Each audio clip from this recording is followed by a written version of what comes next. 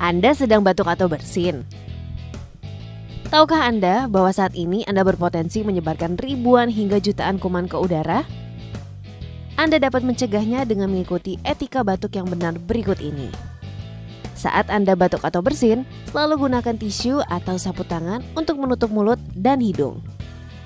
Jika tidak ada tisu atau sapu tangan, gunakan lengan bagian dalam, bukan telapak tangan. Gunakan masker yang menutup hidung dan mulut selama Anda batuk dan bersin. Buanglah tisu setelah digunakan ke dalam tempat sampah. Cuci tangan Anda segera dengan air mengalir dan sabun atau bersihkan dengan alkohol hand rub. Jangan membuang ludah atau dahak di sembarang tempat. Dengan menjalankan etika batuk ini, maka kamu ikut membantu untuk mengendalikan infeksi di sekitar kita.